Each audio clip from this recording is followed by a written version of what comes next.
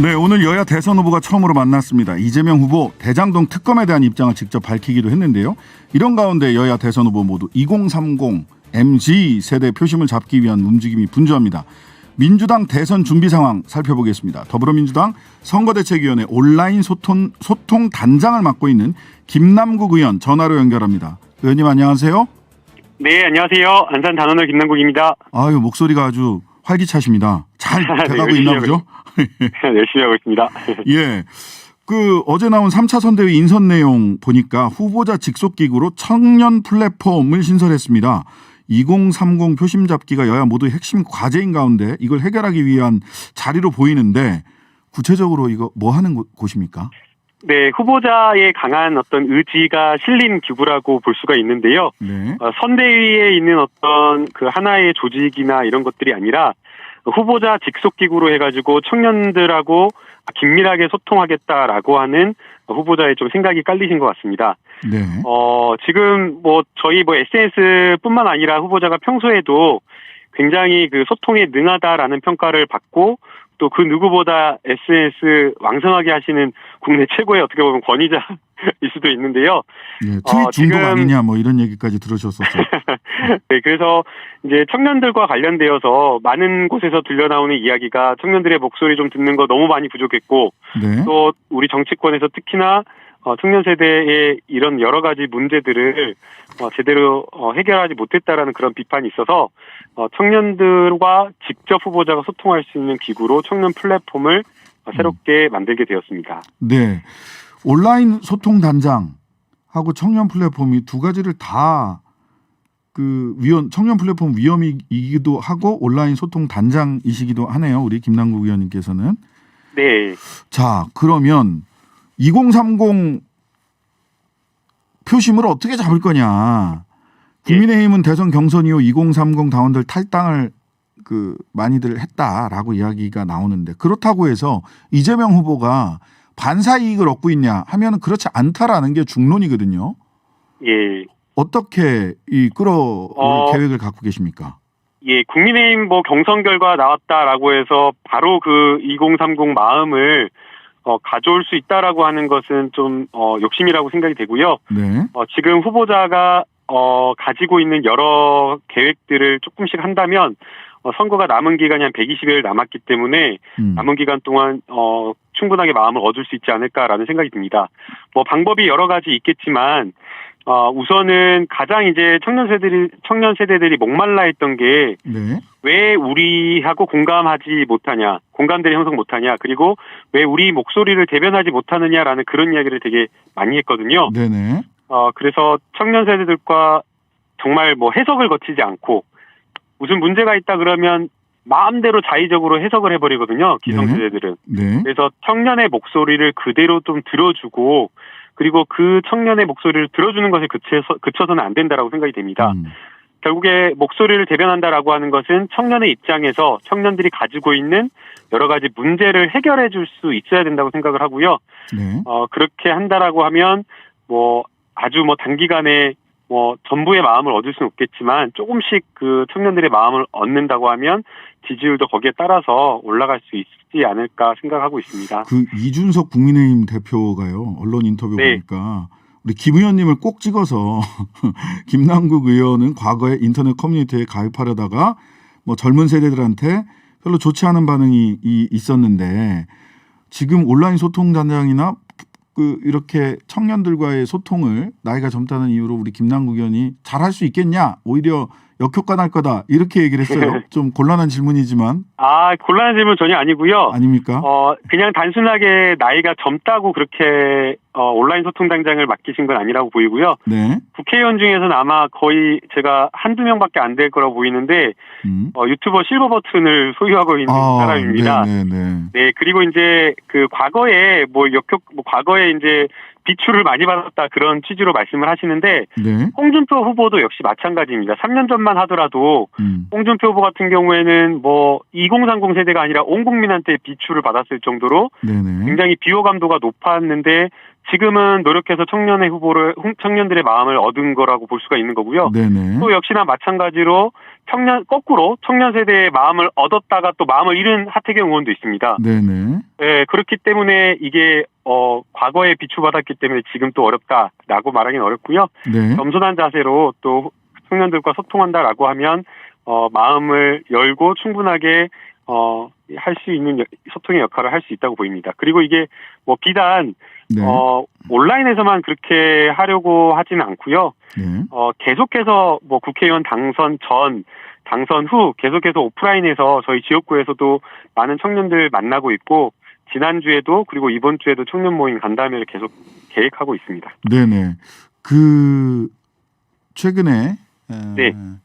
후보께서 이재명 후보가 DC 인사이드에 있는 소위 홍준표 후보를 지지했다가 이재명 후보에게 뭐 이렇게 주는 글이다라고 이게 불편하더라도 꼭 읽어봤으면 좋겠다라고 올렸던 글을 본인 페이스북 SNS에 공유를 하셨어요. 네. 근데 이제 여기에 대해서 또 여성 청년들은 우리는 버리고 가나? 라는 이런 반응을 보이기도 했는데 이게 뭐 남성 청년과 여성 청년들 사이에서 어느 한쪽을 이렇게 저울질하다가 표가 많이 될 곳을 선택하는 거 아니야? 라는 질문을 하기도 하더라고요. 이 부분은 어떻습니까? 이재명 후보의 정치로서의 어떤 장점이 네.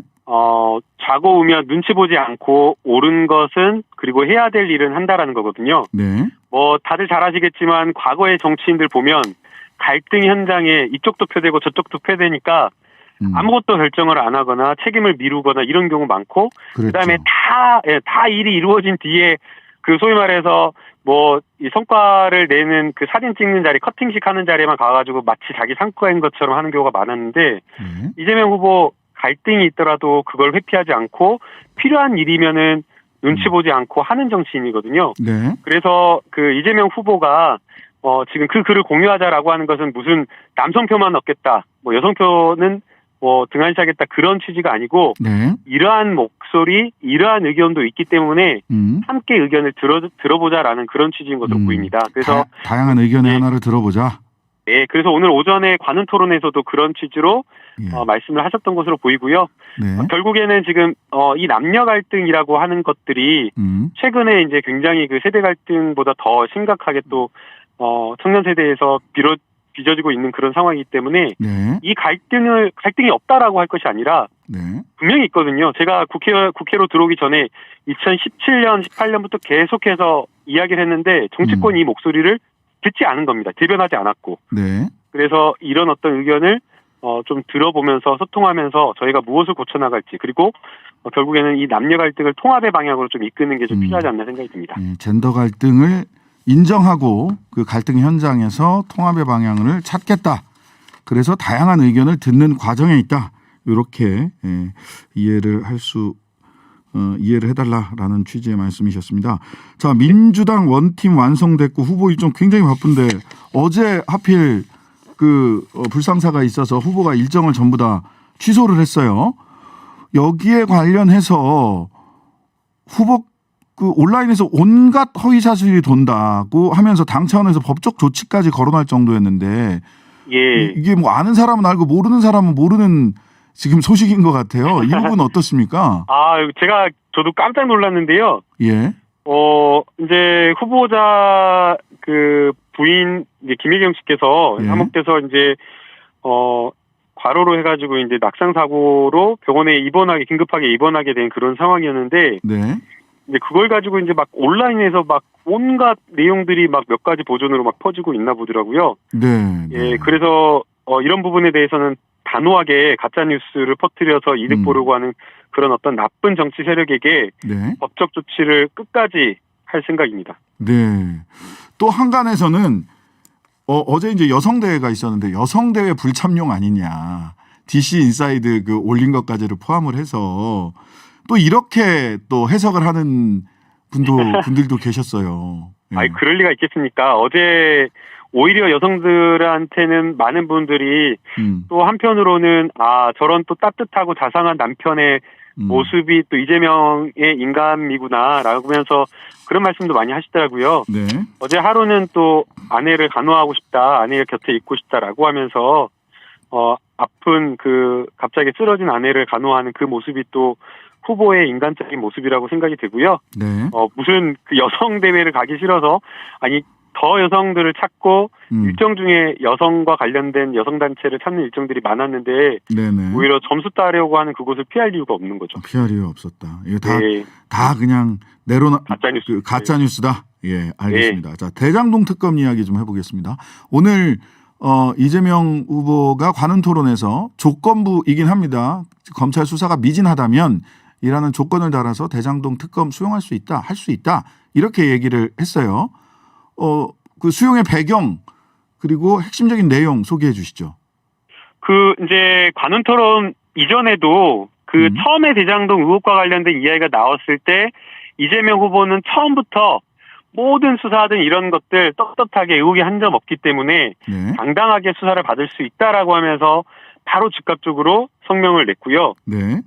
그리고 이제 아마 국감을 통해서 어느 정도 충분하게 사실관계가 드러났을 거라고 생각이 되는데요. 네. 이제 일부 부동산과 관련되어서 측근의 일탈 이런 것들이 있는 것으로 나오기 때문에 거기에 대해서 충분하게 사과를 하셨고 그러나 그것과는 별개로 도시개발 사업에서 이재명 후보가 공익환수를 하려고 했던 그 노력, 그 성과는 분명하게 있지 않나라는 생각이 듭니다. 네네. 21년 대장동에서 한 5,503억 정도 공익환수를 했다라고 하는데 21년 동안 도시개발 사업 통해 가지고 환수한 금액이 한 1,760억 원밖에 되지 않습니다. 네. 대장동의 3분의 1밖에 안 됩니다. 전국에서 21년 동안 얻은 공익환수가. 네.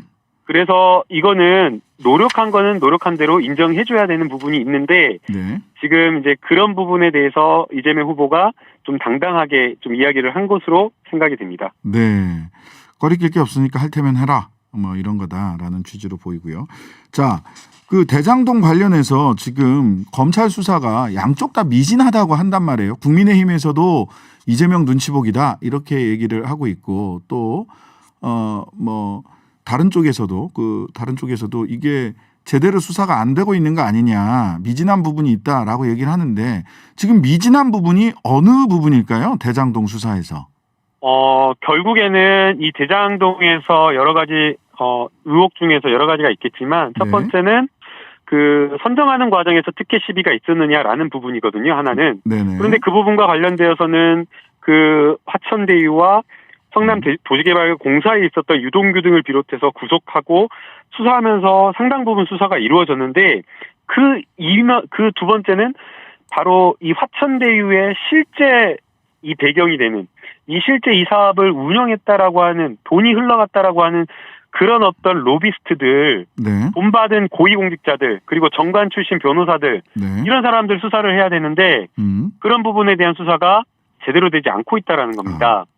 50억 클럽 등 뇌물죄 수사 맞습니다. 얘기하시는 거죠? 예. 네, 그냥 단순하게 50억 클럽 이야기가 나온 게 아니라 지금 실제로 굉장히 구체적 진술 나왔고 녹취까지 나온 상황이고 네. 그리고 그중에 몇 명은 지금 곽상도 의원 아들을 통해서 곽상도 의원의 50억을 받았다라는 것까지 지금 나오고 있는데 그런 부분에 대한 어떤 돈의 흐름을 쫓은 수사 이런 것들은 지금 아예 보도조차 되지 않고 수사가 철저하게 되지 않고 있어서 이런 부분에 대한 어떤 수사가 미진하다라고 평가를 받을 수밖에 없는 건 아닌가라는 생각이 듭니다. 네, 그 법조인 등 뇌물죄 수사, 50억 클럽 등 뇌물죄 수사가 미진하다라는 말씀을 주셨습니다. 자, 세트 특검 하자 윤 후보는 이렇게 얘기했어요. 이 세트 특검에 대해서 이재명 후보는 그거는 수사권 쇼핑이다 이렇게 단칼에 거절하셨습니다. 예, 어떻게 보세요? 윤 후보의 세트 특검 요구?